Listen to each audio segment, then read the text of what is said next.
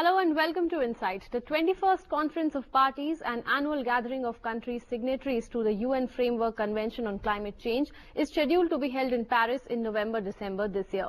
While assessing the progress so far in the reduction of greenhouse gas emissions, the conference is likely to call upon countries to announce their intended nationally determined contributions, or INDC. What the conference will ultimately be able to do remains to be seen. Meanwhile, Laurence Toubiana, the French envoy for climate change negotiations, is presently in Delhi meeting officials to have an idea of India's views. Whether the conference will be able to secure binding obligations from countries is something one can only speculate on. India, as well as some other emerging economies, are under pressure to undertake specific commitments for reduction in carbon emissions. Today in Insight, we talk about the upcoming conference in Paris and the hurdles ahead.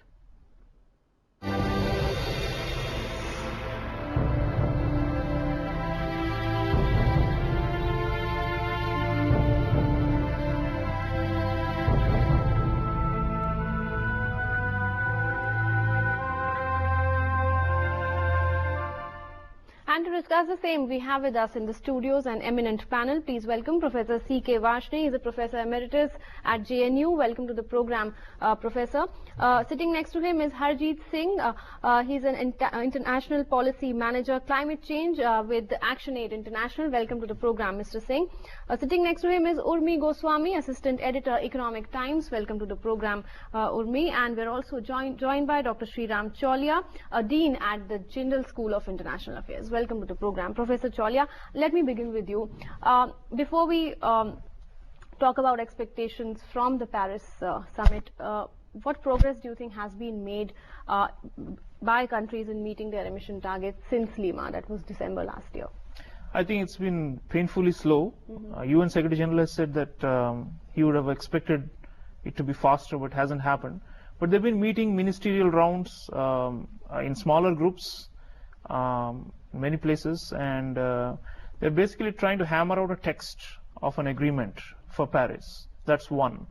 But then there's this, they need to also come up with lots of quid pro quos between developing countries, expectations on different sides, and as you said, pressure on large emitters like us, as well as China. And also this INDC process going on. We are waiting for more and more countries to submit their individual commitments. I think basically the reason it's working, at least at the diplomatic level, is because they've made it totally voluntary.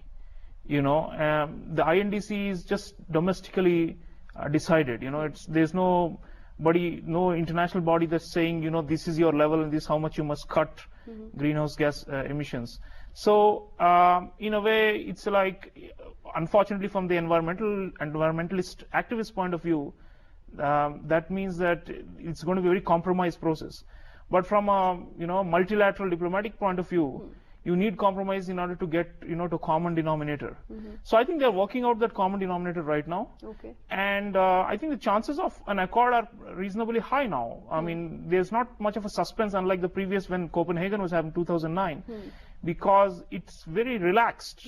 And therefore, one way of looking at it is pragmatic. The other is minimalist, and therefore it's going to work. But then the question is it enough to just have a deal on paper, where everybody can sign on some pious commitments which are not binding necessarily and probably will not be met in practice? It's a bit like the Millennium Development Goals, you know. We keep moving those, it's like a moving goalposts. Some of them get achieved, some don't. Then again, now we're talking about Sustainable Development Goals. So in a way, I think the compromise had to happen because of the logjam that we saw last time with Copenhagen. So if you see it historically as a trajectory, in 1992 we started the first climate conference, Rio. So this is supposed to be the culmination, Paris. Finally we are going to reach some kind of a universally agreed and shared framework. But as far as what impact it will have, because the goal is to not allow more than 2 degrees increase compared to pre-industrial times. So whether we can actually do that or not remains an open question, because the moment you leave it to domestic decisions, there is no supranational force that is actually pushing everybody. So the train is going to arrive, but it's all going to be, I think, disjointed. In many ways, it's not the ideal scenario, but probably this is the best you can get in world politics. Okay, not the ideal, but perhaps the best we can hope for. Urmi, how do you view the progress that's been made since Lima, and what expectations do you have from the negotiations that are scheduled in 4 months from now? Well, there will be an agreement in Paris. How strong it will be is, it's pretty clear that it's not going to be an extremely strong agreement, and it's for the reasons that were just, mentioned. But what you will have is, you'll have every country participating, because every country is saying we can do so much, and this is what we aim to do. The thing is that what they say they will do, which is these INDCs, which are actually National Climate Action Plans, are binding. They have to do them. Right. It is not that they don't. It's a commitment you make to the international community that you'll do it. It's not like it was in the past, where there was a top-down goal and you had to meet it. Otherwise, there would be some kind of repercussion. But the fact is, the past has shown us that even that top-down system doesn't work. Is this the best system? No. What we should be doing is building in ways to ensure that the system works, and that is where the negotiations are. To see that this is a working system, not to leave it at, come to the table with what you have and what you want. This is where the working is towards. From Paris, we expect an agreement. The strength of the agreement lies in what happens the next 4 months, how well the developing countries put forward their views, how well each country puts forward their views. It will suit some countries to say, we can do so much and let's be done with it. But if we look at climate change as a global problem, it is much more than just what every country can do. There will be countries like India, like China, like South Africa, like Philippines, or even Burkina Faso, which will need help. And that is where the negotiations are at. What can be brought to the table? How much finance? How much technology? How much help in capacity building? This is where the negotiations are, and this is a diplomatic process. It is the skill of your diplomats, your negotiators, to see what they can extract, where their concerns, where our national concerns, where our regional concerns are put on the table. So yes, I wouldn't be pessimistic about Paris. It's very easy to write it off and say we'll have a very minimalist agreement. It is still up. Yes, you will have a minimalist agreement, but you can make it better. Okay. If you just make the effort, if you just put forward the things you want, and that is where the game is. Okay, we'll talk about some of the points you mentioned, such as technology transfers and finance and capacity building and so on. We'll discuss them in greater detail. But Mr. Singh, what are your expectations from the Paris negotiations? For the last few years, we have been talking about FAB deal, F-A-B. Fair is F is for fair, A is for ambitious, and B is for binding. Right now, all three letters are in question. Is the deal going to be fair? Not at all. We don't need to look into the crystal ball now, because the fact is very clear. Most of the INDCs are on the table. So US, China, EU, Japan, all have put their numbers on the table, and we are way far off the mark of, or the target of 2 degree, keeping the temperature rise below 2 degrees Celsius. Right. So all eyes are on India now, and that's why you see so much of pressure India is facing to announce its own INDC. Coming back to the whole FAB part. So it's not fair, because countries who were supposed to do much more are not doing enough. Each country, very clearly, there are numbers around fair share. The kind of emissions they have done in the last 50 to 100 years. Accordingly, they were supposed to bring down their emissions, at the same time provide support to developing countries, so that now they have more atmospheric space so that they can do their development. And as we know, the kind of poverty levels we have in India and in our neighboring countries. On ambition, of course, it's absolutely low. We are talking about the target of 2 degree temperature rise, whereas just in the last session in Bonn in June, it was very clear that even 1.5 degrees Celsius is going to be dangerous. And just to put that into perspective, the current level of temperature rise is already 0.8 degrees Celsius. Number of disasters we have seen in India. Imagine at 1.5 degree, if you just double it, and the fact is it's not going to be linear. It could be 5 times of the current levels, or it could be 20 times. Nobody knows. Nobody can put a finger on that number. So Are we having an ambitious deal? Not at all. On binding part, again, we know the questions. In Durban it was agreed that we'll have some kind of a outcome with legal force.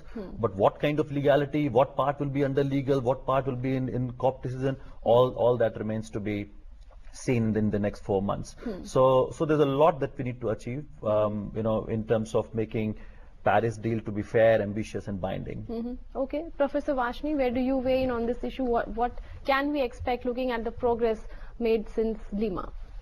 I think before I really address this question, I will say that year 2015 December and January following is going to be the most critical period in the history of the globe, because it is this decision which is going to come out of the Paris is going to decide as to what trajectory we are going to follow in the years to come, and what would be the nature of our quality of life, as well as the other question which is paramount, that how we will be able to address the basic issue of poverty and deprivation, which is very prevalent in societies which have very low emission, but which are under pressure to follow the herd. And the question is that the legacy emissions are really suffering these societies in a big way. For example, the kind of problems that we have. You see, we have got this heat wave where 1,800 people died and 800 in Pakistan. Now, this is a large number. And likewise, we have got every month there is a calamity which we are facing. Right. And in addition to that, the natural disasters which are really prompted by the global warming and the kind of consequences of the global warming. And this is not happening alone here. I mean, the kind of wildfire that you see and the kind of drought that the California is facing. So I think there are compulsion, and nature is repeatedly warning us that take purposeful, effective and decisive numbers to put on the table, so that we are able to save and we are able to chart a course by which so-called the ideal principles of sustainable development and sustainable goals can be met. I would like to distinguish that Millennium Development Goal and Sustainable Development Goal are entirely of a different category, while this is a far more important and has much higher priority as well as emergency. And these are more immediate issues.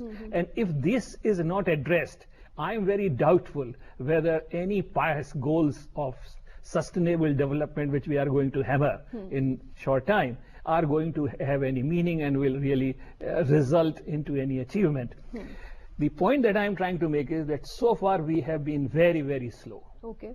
We have been listening to the scientists' warning for last 20 years. Right. And we have not been able to really address and come up to the science, what science needs. And there is a wide gap, as already has mentioned. And it is also time that we have to provide assistance to the societies and the countries which are going to be the worst sufferer from this global warming issue, for which legacy emissions as well as those which are emitting more are responsible. Okay. Now, India is in a very precarious situation because our per capita emissions are far too low as compared to the average global emissions or as compared to many other countries. Right. Though cumulatively we are very large in number, both in terms of population, and we are looking forward to a rapid and escalated development of a kind which does not stress and really burdens the global space of Professor carbon. Vashni, I have to interrupt you here. We have to slip into a short break, but when we come back, we will discuss India's position and what India has to offer in the upcoming climate negotiations in Paris. Stay with us.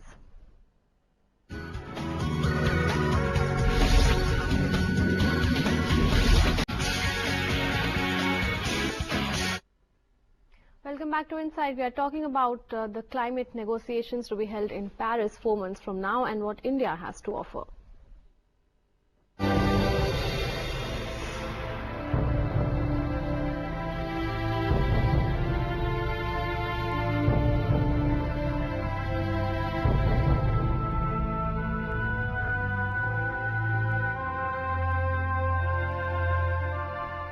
Urmi, I'll continue with you. Now, speaking about India's offer as regards the INDCs or the climate action plans, detailing steps that we will take to deal with climate change. There are reports, in fact, I'm quoting one of yours, that India has moved away from its earlier intention of submitting a comprehensive plan. Right. What can we expect? Well, see, India had earlier planned that they would give details, you know, like how much, set up targets and goals for every little element. So they had said that, so India had been clamoring that these national climate action plans should cover every element. So that's emission reduction, adapting to climate change, finance, technology and capacity building. Now it turns out that all the 47 countries that have given, most of them have only focused on emission reduction. Some have said, okay, we can do, like some countries like Mexico, Ethiopia have said, we can do things if money is given to us. But that is all. So India had first planned that. Now, clearly, there is no reason why India should be putting out more detail, because the moment you put out more detail and submit it to the UN FCCC, it is like saying, I will do it, right? And I'm tied to it. Now, in many cases, technology is fast evolving. India could do much more than it claims, which is fine, but India may or may not be able to do what it says it will, you know, if it puts down a figure. So what we are going to do now, what India is going to do now is offer a figure which is how much reducing a percentage reduction of the amount of carbon dioxide we produce for every dollar of GDP, which is called an emission intensity figure. Now, what that means is it's not absolute reduction. That means if we are producing 4 gigawatts of carbon dioxide today, it is not that we'll reduce, say, 10% or 20% of it. It will mean for every addition, so the new emissions that you're producing, that will be less. So our $1 of output would have, in the old system, say produced 1 ton, will now produce 25% less. So it is emission reduction, but it's relative. It doesn't cut down our total. So what happens when you say relative reductions or emission intensity is that your total emissions could go up, but the if you didn't take these measures, then it could go up even more. So what we are going to provide is this figure, that we are going to make our carbon footprint smaller for every dollar of GDP we make. That is what we are going to say. And we are going to put out descriptive. We are not going to say no details. We are going to say we are going to do a push for renewable. Where we can give a figure and we are confident, we'll obviously put a figure. We are going to have, we already have this cess on coal, which is a form of carbon tax. We'll say other measures that we'll take, say more wind or improve public transport. Things like that we'll put out and say these are the measures we are going to take to ensure we meet this emission intensity figure. So what we are going to have is a final destination and the things that you want to do, that you will do to reach that destination. And we'll have more flexibility that way. That way you're not tied down to every detail. So that's one reason for doing it. Okay, but Professor Chaulia, you know, at Copenhagen in 2009 and then again at Cancun in 2010, India had voluntarily pledged to reduce carbon dioxide emissions for every unit of economic output by 20 to 25% from 2005 levels by 2020. And it is now said that we are prepared to take that reduction to between 35 and 40% between 2020 and 2025. What can we expect in this regard? Yeah, you know, the Make in India and the manufacturing slogan is bound to have environmental impact. And the trajectory is, we are actually, if you see the economic history, we don't have mass industry and mass manufacturing yet in our development cycle. So if it's coming under Prime Minister Modi, obviously, you know, there will be an expectation that we need to do something. So therefore, he has a zero defect, zero effect. The effect is supposed to be zero effect on the environment. That's Mr. Modi's slogan. But he's also been defensive. He said things like, we are not answerable to the world, you know, that kind of stuff, because, you know, of the legacy emissions, as my colleagues have pointed out, and our per capita is low. He also talks about our lifestyle, you know, he talks about Gandhi and simplicity and how we just don't emit as much, we don't consume as much. But the to sustain high economic growth, manufacturing is obviously the only means, and therefore it's going to put a lot of pressure on us. Okay. But one interesting point is, I remember when Mr. Modi was with Mr. Obama on the same stage, there was a question: is there a pressure on you for succumbing on climate? And he said, no power on earth can pressure India. But he said, in his own way, in a folksy way, there is a pressure from our people, from our society, for cleaner air and cleaner water. So in other words, this whole INDC exercise, in theory, is good because it means that we realize that we are at peril ourselves. So while we always talk about equity and in this whole issue about North and South, we realize that we have our own tasks to do. So one would only hope that the environmental movement is stronger and there is a push. One of the interesting things, although there is a legacy problem with the Europeans, they have been the most progressive on the INDCs in terms of the targets. Why is that? It's because there is a higher level of environmental consciousness. There are environmental parties that fight elections, that send members to parliament, that are in power. Okay. And sometimes in countries like Germany, green parties have actually come to power. So we don't have any such thing, right, in this country. So therefore, and also remember, we are in as I said, because of the historical reasons, we don't have the so-called post-industrial values. And these are environmentalism is supposed to be a post-industrial value. So for all these reasons, we have a grassroots environmentalism, which Mr. Modi is talking about, but the pressure will be on us to show that we will grow, but not pollute along the way. So it's a huge burden on us. Is that there are 3 studies that have been commissioned by the ministry, but prior to that there have been 6 studies which have been looking at projections, focusing mostly on energy because that's your main engine of development. So these 6 studies actually have a range of reduction that they say an intensity reduction of 40 to 64%. So that is the big range you can look at. So say if you're trying to think what India will say to the world, that this is how much I'll reduce, you can pick a figure between 40 to 64. Second, the reason why we continuously say emissions intensity, that is how much carbon dioxide we produce for every dollar of GDP, is simply to protect our development space. Yes, the Make in India, yes, our urbanization, yes, our manufacturing will push us to produce more emissions. But does that more emission have to be as much more if we did everything in a dirty way?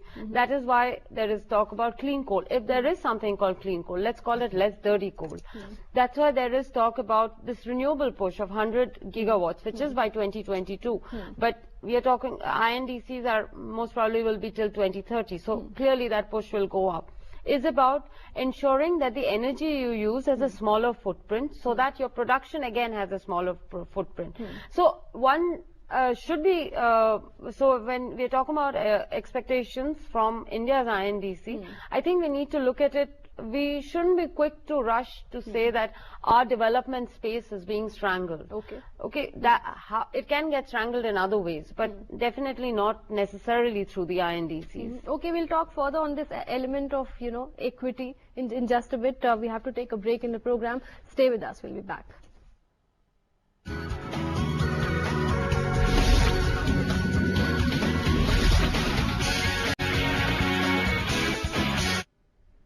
Welcome back to Insight. We are talking about the Paris climate negotiations to be held in December and what will be India's offer there.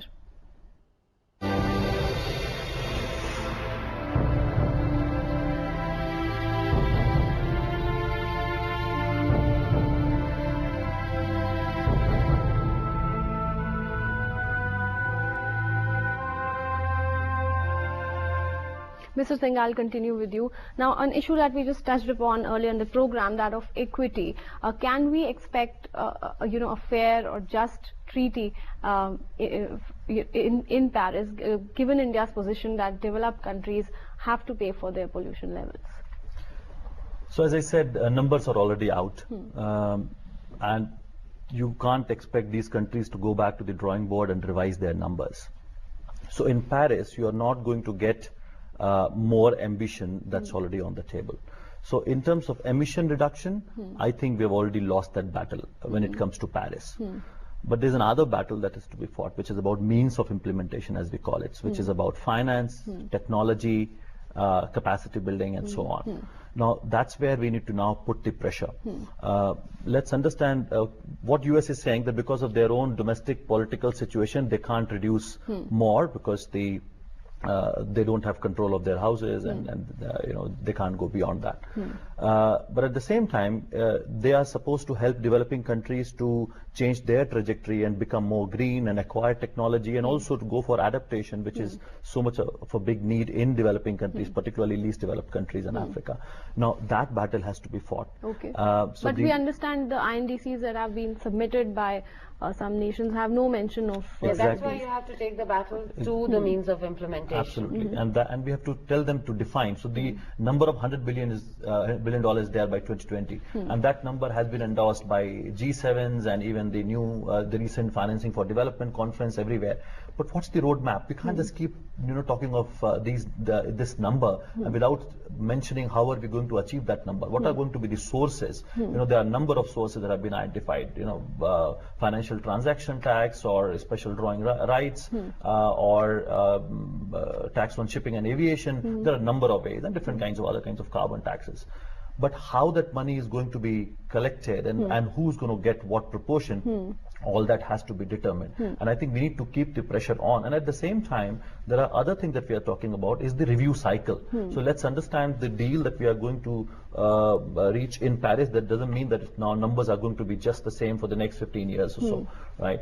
We are talking of a 5-year review period and cycle where we will ask countries to ratchet up their ambition and put more increasing numbers on the table. So all is not going to be lost in Paris, but then there are other nuances that we need to understand, and that's where India has to up the game. Now, the delay that has happened, as most of the countries have already put their INDC on the table. India is late. So one is, you can take advantage of that situation. You know what's out and how you are going to really position yourself and get the pressure off. But at the same time, put pressure back on developed world, and that's where talking about equity, talking about fair share is extremely important. And let me just put this figure on the table. India's cumulative emissions, even until now, are just less than 2.5% of global emissions. Right. It's just that our aggregate emissions are now increasing. We are our ranking is 4th. That's where you get a lot of pressure. But per capita emissions and even cumulative emissions until now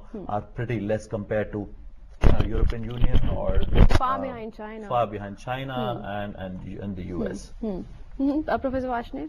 I would think that this is very important. The important point which has been mentioned, and I will highlight that every 5 years the target and the review will take place, which was not the case in the previous Kyoto Treaty. So I think this second commitment that is going to start, this is a very important aspect, which means that always there will be a chance for us to revise and to improve, because this 2-degree business is so important that irreversible changes and uncontrollable changes are going to take place should we really breach that 2-degree target or window. The question that we have to ask is that, are we late? Are we a loser in that sense? I would slightly have a different view on this. We are not going to be a loser if we really announce our commitment or whatever it is. It's not a commitment, it is our voluntary disclosure. A little late, it doesn't really matter. It only makes us a little more wiser that keeping a kind of a situation which we can really revise after seeing all what is happening. So I don't think that rushing with our number is something which is going to be something by which we are going to suffer, or which in our negotiation skill it is going to become a hamper or some kind of a handicap. You see that this is a time that being little cautious in announcing this, because we have got a lot of burden of various kinds. First of all, domestic compulsions are there. We have to provide those who do not have even electricity and those who do not have the necessary, I should say, preliminary survival facilities. So for that, I think more energy is required. And the only thing that we can say, and which Jairam Ramesh has already mentioned, as you have said, that 20-25% reduction from 2005 level in the energy intensity. It is not the emission. And here the declarations that are really expected from the countries is of the emission reduction. And I think these are two different things, but they ultimately deal with the greenhouse gases. So I think it is here that the country has to really come up with a very, and these are voluntary, by the way. Right. They are voluntary, and they are not going to be monitored. Now the question is that will this remain as not to be monitored by the international community, or some kind of monitoring will take place, or some kind of assessment will take place? If that is the case, who does it, and what are the rules of the game? Right. That is also going to be discussed in the coming, because it is not a question of just giving a commitment or just declaring it, voluntary declaration, but at the same time there has, though they are not compulsory, they are voluntary, but still somebody is going to really measure. The international measurement is going to be there, that how far you are really adhering to your commitment or to your voluntary disclosures. So this is one thing which is going to be discussed, for which there is no decision yet, and there is no rubric which has been prepared, and this is going to be something. The other thing is that about $100 billion which have been promised at the last Lima meeting. Now the question is that we do not know from what sources it will come. If it is air tax or the aviation tax, I think it's going to be very serious business, because again this is going to come from the developing countries, and a big contribution of this is going to come. If it is going to be shipping, here again it is going to be a big issue which being implied for the developing countries. So I think it is here that we have to be very careful, that they have to really come up and really drum up their own resources, so that this new fund does not really become a little transformed, some kind of other development assistance which they have committed and which they are trying to do. This number one. So there is additional resource that they have to really find out from their resources, and for that there is no clarity, and also there is no clarity on what basis it is going to be distributed, and for what purpose it is going to be distributed, and who are the recipients, and at what time intervals they are going to get it. Now these are various issues for which, and who is going to administer. So many issues to be ironed out. The important point is who is going to administer. Now this is where the discussions in the Paris are going to be engaged, and it is this which is very important. Also, there is going to be a discussion to say that even 100 billion is far too short of what is needed. And also the issues of IPR are going to be the very important issues which are going to be discussed, because the transfer of technology remains a very critical issue in order to really see that developing countries are not deprived of their legitimate development, but at the same time they do not become a very major emitter. Okay, we will take that point further. We have to take a break in the program. Stay with us. We'll be back with the final segment of the show.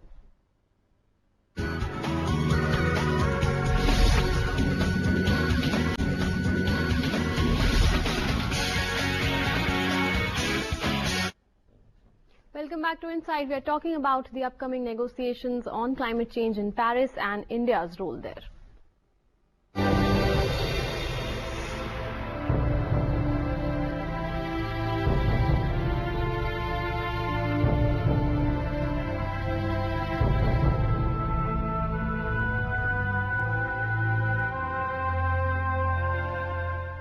Mr. Singh, I'll continue with you. What is the role that India can play in these negotiations? Can we play a leading role there? And what is the kind of pressure that we are expected to be under, given the fact that China and the United States already have a bilateral agreement on the same, with China declaring 2030 as its peak year? I think there is no doubt that India has to up its game. And especially when we are an emerging economy and we aspire to be in the Security Council and we are part of the basic group, and we are now invited to all these big international forums. So we have to be leading and we have to be seen as leading. I think that's where you require the thought leadership. I think that's what is missing right now. Let's take the case of equity. We have been talking about equity for several years, but there is no model which says how are you going to operationalize it? What are the key elements? How do you define the fair share, which I was referring to earlier? Numbers are there. If India has cumulative emissions of just 2.5%, then what is our share? And put that on the table and aggressively talk about it, and then talk about US share. We have not done so. And I think that's where you need to, India needs to up its game and talk about the strategy to really lead during the negotiation process. So that's a clear gap, which also means that taking inputs from vast a number of institutions that you have, the civil society experts you have, how do you mobilize that? I mean, we can send satellites, we can do, on science of technology, there is no dearth on, but why are we not able to do that kind of a scientific work, that calculation, those numbers here in India, and actually lead in the pack of developing countries? So I think there's a lot that needs to happen. But let's come to the current issues that India has right now. So there are not going to be any surprises when it comes to India's INDC. Numbers are already out. We know that 175 gigawatts of renewable energy, which has 100 for solar, 60 for wind, and for biomass and other sources. Then on energy efficiency, India has done quite well, and we all now, as citizens, we are aware of the 3-star rating and 5-star. I think that's improving on the electronic products. I think still we need to do a lot, but there's a good start. We have 8 missions which India is implementing. So it's a good base to work from, but let's see what kind of numbers they're going to put in the conditional category and the unconditional. Unconditional means India is going to do it anyway. Conditional means it depends on the kind of finance and technology they're going to get. I think so that's where we are going to see what India decides. And the second thing is going to be about the peak, which is slightly complex. Let me explain. Now, ultimately, all countries have to reach a level of emissions and then come back. Right. Like China has set the number of, by 2030, they're going to peak their emissions and then start reducing it. We are not yet talking about it. And there's going to be some pressure on India on that. So, and India has very clearly said it's not going to talk about a peak year when they are going to peak and then bring it down. But there's going to be some discussion around that, you will see. So for us, it's more about what numbers go into conditional and unconditional. But the key issue is also going to be on implementation. Of course, it's not for Paris, but we know that 8 missions we have, but implementation is very poor. Look at the agriculture mission, such an important mission. 58% of people depend on agriculture in India. But our mission has not made any substantive progress. We are still talking of very high end when you have some interesting models on climate resilient, sustainable agriculture, very, very well working on the ground. So how now India is going to, one is talking about these ambitious numbers, which is great. Then second part is how do you operationalize that? And then how do you make advantage of this international framework where you can access finance and technology to operationalize these plans that we are talking about? Okay. Urmi, how crucial is the question of technology transfer for us? We are looking at a period of rapid economic growth now. Government has major plans for infrastructure expansion, and we are aiming to become a manufacturing and innovation hub, and what with smart cities and so on. How crucial is it for us to have, clean technology transfer without any hassles or hurdles? Well, technology transfer is crucial. If you want to move up in the food chain, you have to have technology. Whether you produce it yourself or you get the transfer, you produce it cooperatively. But there is no two ways about it. I know that we in the past, and we continue to talk a lot about IPR, but I think the issue of IPR is not as big an issue as it's made out to be, because IPR cost for technology is actually very small. But I think it's an issue that can be used strategically to make gains somewhere else. And this is the basic thing that I really want to drive home. We seem to sometimes forget, yes, this is talking about our future and the safety of the planet and our lives on it. But the negotiations is exactly that. They're negotiations. They are diplomatic maneuverings.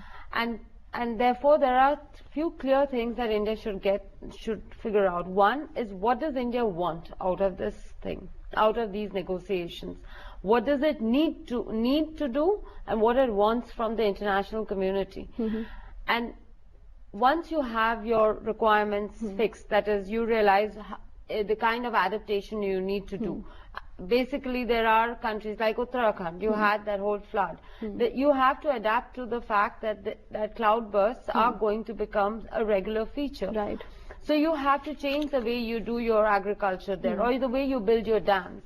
You need to work out the risks and make those assessments and the efforts you need to do to adjust to the climate change world. You need to undertake, as you said, you mentioned technology. for reducing emissions so that we don't contribute more to the problem. Right. So you need to India needs to make an assessment of the things it needs to do. From Paris, you need to work out how to get the best out of it. Okay. It is not that it is not that we'll discuss technology there, because technology is not static. The other thing that I think India needs to focus on is the fact that whenever we keep talking about the Paris Agreement, but the Paris Agreement is about the world from 2020 onwards. There is a world between 2015 and 2020. And this $100 billion that we have been talking about, the technology transfer mechanism that you spoke about, is to be an issue that's to be settled now. And why is 2015 to 2020 so important? Because in this period, the responsibility for reducing absolute reduction in emission lies with the industrialized countries. And the truth is that over the past few years, we have not been able to hold their feet to the fire. And this is the moment to do it. Okay. So India has to find a way, along with other countries, and China, Brazil, they are working on it. So they are our partners. With them, we have to work a way of balancing the needs of the next 5 years with the next 10 years. So that has to be done. And finally, to take off from where Harjeet said, we need to be proactive with options. India can't just sit back and say, yes, we agree to this, no, we don't agree to this. Say India is interested in adaptation. India should be interested in adaptation. There is talk at the informal that happened in Paris last week. There was talk about adaptation as an adaptation goal, but there is no clarity whether it's going to be a universal goal or just national goals. India now needs to be proactively there, having a pro forma and how you take this forward. Okay. You know? Okay. So we need to be much more proactive. Okay. A quick word from you, Mr. Yeah, Cholia. there's one silver lining in this whole thing, which is giant transnational corporations, which had resisted, controls and regulations in the past, have now joined the bandwagon. A lot of them are at least rhetorically saying that we are behind our governments. They've signed, Obama's got so many big American companies to sign up, and so have the Europeans. Right. And there is a kind of a mood shift. And why has this happened? Corporations are even saying we are ready to accept carbon taxes. We are ready to accept removing, eliminating deforestation from their supply chains. Okay. So I think at least the corporate world, we have not, the multilateral is always interstate, but the real players are going to be the corporate, because that's where most of the source of pollution coming from, and therefore we should be happier that they are on board. I'm afraid I have to leave it at that. We will know by November whether or not there is going to be a unified action on the issue of climate change. It's time for me to thank my guests for coming to the studios. It was a pleasure having you all here. That's it for now in this edition of Insight. Thanks for watching. Goodbye.